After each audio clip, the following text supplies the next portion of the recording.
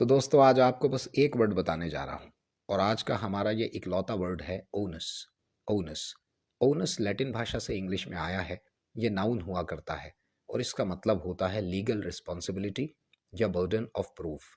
अब ये दोनों मीनिंग सुनकर आपको लग रहा होगा कि इसका डिग्री ऑफ यूजफुलनेस तो बहुत ज़्यादा नहीं होना चाहिए।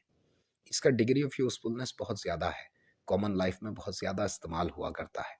यूं समझिए कि एक आदमी अदालत में जाता है और कहता है कि फला इंसान ने मेरे साथ ऐसा ऐसा ऐसा किया है। अदालत उस दूसरे आदमी को नोटिस भेजकर अपने यहाँ बुला लेती है और कार्रवाई शुरू होती है। अब साबित करने की सारी जिम्मेदारी पिटिशनर पर होती है, जिसने ये बात अदालत में आकर कही थी कि फला इंसान ने मुझे ऐसे ऐसे परेशान किया है। यहाँ पर जो बर्डन ऑफ प्रूफ है, यहाँ पर जो ओनस है, वो पिटिशनर का है। तो आप कह सकते हैं the onus is on the petitioner. हाँ, जब पिटिशनर ये बात साबित कर देता है कि उसके साथ इस इंसान ने गलत किया है, तब ये ओनस शिफ्ट हो जाता है और ये डिफेंडेंट या रेस्पोंडेंट की तरफ चला जाता है। तब आप कह सकते हैं now the onus is on the defendant, now the onus is on the respondent. तो इस तरह से लीगल कॉन्टेक्स्ट में ओनस बर्डन ऑफ प्रूफ के तौर पर इस्तेमाल होता है।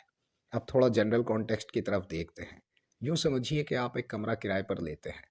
अब उस कमरे के जो मेंटेनेंस है, दीवारों का प्लास्टर है, कलर है, छत है, इन सब मेंटेनेंस की जिम्मेदारी किसकी होती है? ऑफ कोर्स लैंडलॉर्ड की होती है और होनी भी चाहिए। तब आप कह सकते हैं the onus is on the landlord to maintain the room. The onus is on the landlord to maintain the room.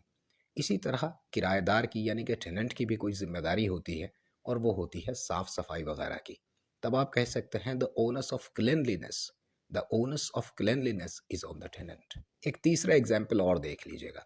मान लीजिए एक कंपनी में मीटिंग होती है जिसमें डिस्कशन किया जाता है कि किस तरह से कंपनी को मजीद प्रोग्रेस की तरफ लेकर चला जाए।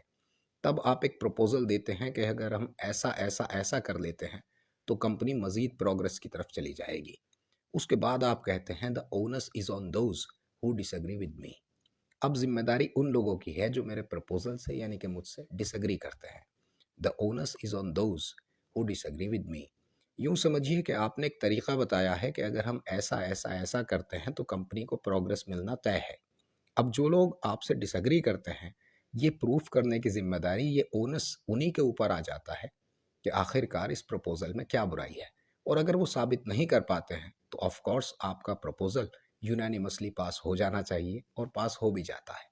तो इस तरह से ओनस का मतलब होता है एक लीगल रिस्पॉन्सिबिलिटी, एक बर्डन ऑफ प्रूफ। अक्सर लोग खाली बर्डन के लिए भी ओनस का इस्तेमाल करते हैं और ऐसे कह सकते हैं कि this is an onus on me. ये एक जिम्मेदारी